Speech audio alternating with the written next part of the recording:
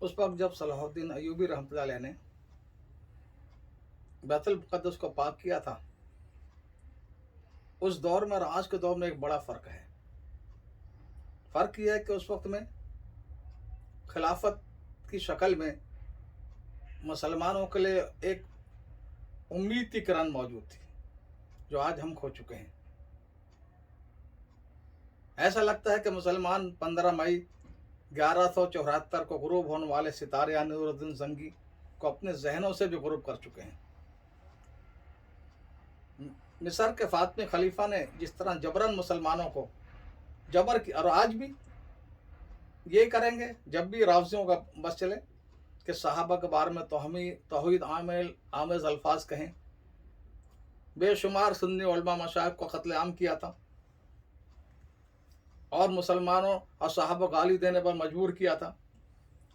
इस रावजी गंदगी को से मुसलमानों को नजात दिलाई थे सलाहुद्दीन अयूबी रहमतुल्लाह अलैह ने। और इस हस्ती ने सलाहुद्दीन अयूबी रहमतुल्लाह अलैह ने 16 साल मैदान जिहाद में घोड़ों की पीठ पर गुजारे। अक्का पर फौज कशी जब आपने की तो फरमान मेरे दिली ख्वाहिश ही है कि शाम को सलेबियों से पाक करके इसका इंतज़ाम किसी सही आदमी के हवाले करके मैं खुद समंदर पार जाकर यूरोप को इस्लाम के ज़ेर नगीं करूं या इस काविश में अपनी जान दे दूं। इस वक्त सलीबी खबीस हुक्मरान अरनात था। उसके दिमाग में मक्का मदीना पर हमला करने की घिनौनी साजिश पल रही थी। चुनांचे खुफिया तौर पर बड़ा बहरी बेड़ा उसने तैयार किया। इधर सलाहुद्दीन अयूबी रहमतुल्लाह अलैह की तवज्जो हटाने के लिए मुसलमानों पर के काफिलों पर हमले शुरू किए, लेकिन सलाहुद्दीन अयूबी रहमतुल्लाह अलैह अपने इंटेलिजेंस के जरिए सारी खबरों से बाखबर थे। आज हाल ही है कि दुश्मन को हमारी एक एक बात का पता है, हमें उनकी किसी बात का पता नहीं है। सलाहुद्दीन रहमतुल्लाह अपने भाई आदिल को फौरी तौर पर मक्का मदीना रवाना किया। अरनात जो खबीस था सलेबी हुक्मरान बड़ी फौज लेकर रावी के साहिल पर उतरा। रावी मक्का और मदीना जाते हुए दरमियान में आता है और मदीना की तरफ आगे बढ़ गया, लेकिन मुसलमान फौज आदिल सलाहुद्दीन रहमतुल्लाह अलैह के भाई वो भी पहुंच चुके थे। उन्होंने अल्लाह की मदद से अरनात की बड़ी फौज को शिकस्त दी, लातादाद सलेबियों को कत्ल किया और उनके मकर अज़ाम के कसर को चल दिया। यही नहीं, इस खबीस अरनात ने हाजियों के काफिले पर हमला किया, उनको कत्लेआम किया, बाकी को कैदी बना लिया। जब सलाहुद्दीन अयूबी रहमतुल्लाह अलैह इसकी खबर मिली तो आपने कसम खाई कि अरनात को अपने हाथ से कत्ल करेंगे। आपने ईसाई हुकूमतों के अंदर ऐसा जासूसी नेटवर्क कायम किया था कि हर बात की खबर मिलती थी। काश के आज के मुसलमान भी इसको समझें। और उन्होंने दूसरा काम यह किया था कि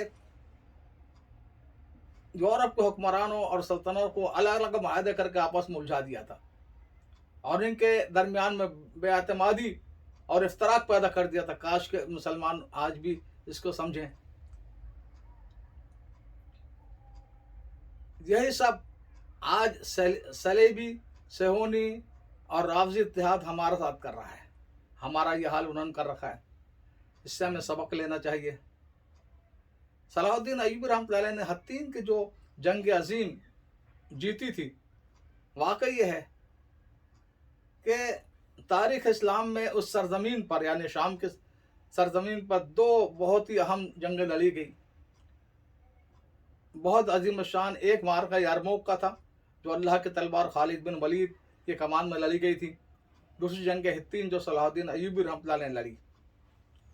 इस जंग में सलाहुद्दीन रहमतुल्लाह अलैह ने सलेबियों के 63,000 में 30,000 कत्ल किए और बाकी गिरफ्तार और तमाम बड़े हुक्मरान या इनको याद मारे गए या कैद होकर सुल्तान के लश्कर में आए। आपने जो मन्नत मानी थी अरनात खबीस को अपने हाथ से कत्ल करने की, लेकिन आपने पहले उसे इस्लाम की दावत दी। उस खबीस ने फिर रसूलुल्लाह सल्लल्लाहु अलैहि वसल्लम को गालियाँ बकनी शुरू कर दी। आपने अपने तलवार के एक ही वार को ढेर कर दिया। मौरख इब्न असीर लिखते हैं, हमने उस ये हाल देखा कि बिलाद शाम के एक एक किसान वो अपने खैमे के बांस से 35-36 सलेबियों कहाँ कर ले जा रहा है, और इतने कैदी दमिश्क में पहुंचे हैं सलेबी कि उनकी कीमत एक जूती के बराबर भी नहीं रही। बहरहाल बैतुल मुक़द्दस पर ये जंग हमारी और सलेबियों की ता क़यामत जारी रहेगी, और दुनिया का मुसलमान कभी इससे बरात नहीं कर सकता। 91 साल के बाद दोबारा बैतुल मुक़द्दस को सलाहुद्दीन अय्यूबी रहमतुल्लाह ने फतह किया था। आज फिर बैतुल मुक़द्दस मुसलमानों को पुकार रहा है, सलाहुद्दीन अय्यूबी को पुकार रहा है। लेकिन हमारा सलाहुद्दीन अय्यूबी रहमतुल्लाह अलैह का हाल है, ये नबी रहमत की उम्मत में थे, आपने मामूली फिदिया लेकर सबको जाने की इजाजत दे दी, और अभी 40 दिन में फिदिया अदा करना था। और सलाहुद्दीन अय्यूबी रहमतुल्लाह अलैह उनके उमरा ने गरीबों की इतनी मदद की। ये याद रहे कि फतह बैतुल मुक़द्दस असरा मेराज की रात में हुई थी। हत्ता के सबसे बड़ा पादरी तमाम खजाने लेकर निकल गया, तमाम शहजादे और शहजादियां अपने खजानों को लेकर महफूज तौर पर निकल गए। सुल्तान के भाई आदिल ने अपनी जेब से 1000 से ज्यादा कैदियों का फिदिया अदा किया। दूसरा उमरा ने भी उनकी तकलीफ की। सुल्तान ने न सिर्फ बूढ़ों का फिदिया माफ किया, बल्कि कई सलीबी सरदारों की दरख्वास्त पर हजारों कैदियों को बिला फिदिया मुफ्त में रिहा किया। जिन यहूदियों और सलीबियों ने यही बच जाने की दरख्वास्त की, इसको भी महरूम नहीं किया, उनको भी कबूल किया। सुल्तान के इस रहम करम के बावजूद ये बदबख्त सलेबी फिर पूरी यूरोप को जमा करके हमलावर हुए, जिनकी आदत बरतानिया का रिचर्ड लायन और फ्रांस का फरमारवा फिलिप ऑगस्टन दुआम कर रहा था। यही दोनों मुल्क आज भी आलम इस्लाम के सबसे ज्यादा नुकसान पहुंचा रहे हैं। इस मार्के में सुल्तान की आधी फौज काम आ गई। अब्बासी खलीफा जो रावजियों में घिरा हुआ था, अपने आप को मलिकुल नासिर का खिताब देता रहा। मुसलमान बादशाहों ने भी सुल्तान को बेयाद व मददगार छोड़ दिया, जैसे आज हमने फलस्तीनों को छोड़ दिया है। रिचर्ड लायन ने 4000 मुसलमान कैदियों को जंजीर में बांधकर अपने हाथ से कत्ल किया बरतानिया के। और यही नहीं, ये जब बीमार हुआ तो सुल्तान सलाहुद्दीन ने अपना डॉक्टर तबीब उसको भेजा, बहुत से फल भेजे। यह मुसलमान का अखलाक। इसी दौरान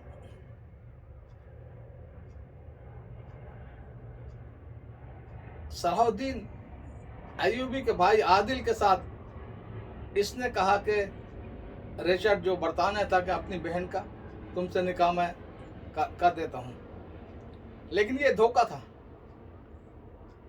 और वादे से फिर गया। रिचर्ड की मजबूरी ये थी कि गैर मौजूदगी में इसके भाई ने हुकूमत कब्जा कर लिया था, इसलिए वापस लौटना पड़ा। वापसी में ऑस्ट्रिया में अपने लोगों के हाथों मारा गया।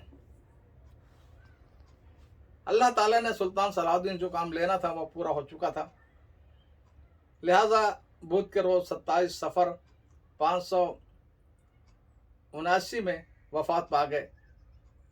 उसके बाद तातारियों ने हमले शुरू किए, और इसी के बारे में इकबाल ने कहा कि फातिमा मिल गए काबे को सनम खानों से।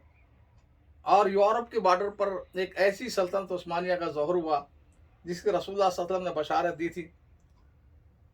सुल्तान फातेह ने कुस्तुनतनिया फतह करने के बाद मशरिकी ईसाईयत का किला भी मुस्मार करना चाहा, यानी वेकिटन को।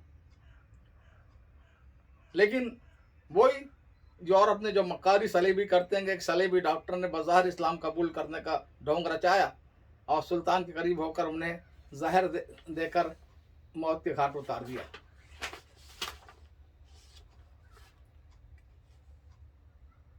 गहर उस्मानी सलातीन 650 साल तक दुश्मनों इस्लाम से निपटते रहे।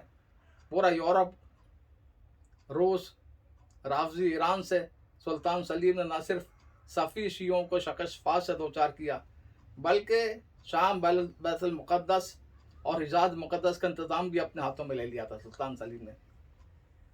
17वां अब्बासी खलीफा खुद इस्तांबुल में पहुंचकर सुल्तान सलीम के हक में खिलाफत से दस्तबरदार हुआ। इस तरह हक व हकदार रसीद, यानी जो हकदार थे उनको मिल गया हक, यानी उस्मानी खिलाफत को। और खिलाफत हकीकी और असल कौम के हाथ में पहुंच गई। तकरीबन 6 सदियों से ज़्यादा यूरोप पेच व ताप खाता रहा, लेकिन कुछ बन नहीं पड़ता था मुसलमानों को किस तरह। लेकिन मुसलमानों के जो उलूम इन्होंने हासिल किए थे सलेबी जंगों में, जो किताबें और जो उलूम, साइंस, टेक्नोलॉजी, सिनत, इसकी राह से 2 बार आलम इस्लाम पर काबिज हुआ। तुर्कों ने इससे गफलत बरती उलूम से। तुर्की का मर्द बीमार बनने के बाद तमाम यूरोपीय ममालिक, मुस्लिम ममालिक पर टूट पड़े, चाहे अफ्रीका में हो, एशिया में हो, मशरिक़ बैद में हो, और हर जगह वसाइल की लूट मार कर कॉलोनी बना लिया। माशी, तालीमी हर एतबार से जकड़ना शुरू कर दिया। इस्लाम की बेहकूनी थी। 1917 में फ़लस्तीन पर कब्ज़ा करते हुए बरतानवी जनरल ने ऐलान किया कि आज सलेबी जंगें मुकम्मल हुई। फिर सलोबियों ने मुसलमानों के अंदर ऐसे लोगों को तलाश किया जिनके ज़रिए खिलाफत की जड़ें खोदी जाएं। इनमें मिस्र का मोहम्मद अली पाशा और हिजाज का शरीफ हुसैन बिन अली है। सलेबियों ने इस तरह के आलम इस्लाम में इफ्तराक और मुसलमानों के ज़रिए मुसलमानों ख़त्म कराने की शातराना चालें चली और आज भी चल रहे हैं। सलेबी ताकतों ने मोहम्मद अली पाशा जो मिस्र में था उनका पीठ थपथपाई, हत्ता कि वो तुर्की के कल्ब कूनिया पर काबिज हो गया। जब सलेबियों का काम निकल गया तो पाशा को तुर्की खाली करने का हुक्म दे दिया। इस वक्त पाशा ने 2 बार खिलाफत उस्मानी से रुजू करना चाहा, लेकिन सलेबियों ने नाकाम बना दिया। सलेबी नहीं चाहते थे खिलाफत उस्मानी के जगह कोई और मुस्लिम ताकत उभरे जिसके पीछे मुसलमान दोबारा मुत्तहिद होने की कोशिश करें। इन शैतानी ताकतों ने इसे ऐसी खाई में ढकेल दिया कि कभी ना निकल सके। मिल्लत से गद्दारी के बदले में हमेशा ज़िल्लत और रुसवाई इन सारे गद्दारों को मिली। खिलाफत आलम इस्लाम के लिए एक दिल और दिमाग की हैसियत रखती है, इसलिए सलेबियों ने सारी तवज्जो खिलाफत पर मरकूज कर रखी हर दौर में। हत्ता कि 31 अगस्त 1876 में खलीफा अब्दुल हमीद सानी की खिलाफत खलीफा बने और मर्द बीमार जो खिलाफत हो चुकी थी उसकी ज़िंदगी में उनमें ज़िंदगी की रूह फूंकी और मिल्लत को मुत्तहिद होने का पैगाम दिया। कर्ज में डूबी हुई सल्तनत के लिए हुकूमती अखराजात कम किए। आलम इस्लाम के मुख्तलिफ इलाकों को बहाव मरबूत करने के लिए हिजाज रेलवे बनाने की कोशिश की। ये इक़दामात सलीबियों के लिए खतरे की घंटी थी।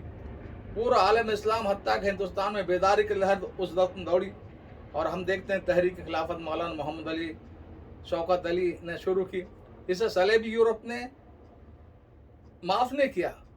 यूरोप बेचैन हो गया, ऐसी प्लानिंग की कि फिर उन्हें किसी तरह पर अपना काबू किया। इस वक्त सेहूनी के बागडोर के बानी थेवर्ड हर्जल ने खलीफा से मुलाकात की, यानी अब्दुल हमीद सानी से, और पेशकश की कि मैं खिलाफत का सारा कर्जा उतार देता हूँ, 5 मिलियन सोने के लीरे आपको देता हूँ, खिलाफत के खिलाफ सारा प्रोपगंडा रोक दूंगा। सुल्तान ने फरमाया तुम पूरी दुनिया के बराबर भी सोना मेरे कदमों में डाल दो तब भी मैं कबूल नहीं कर सकता।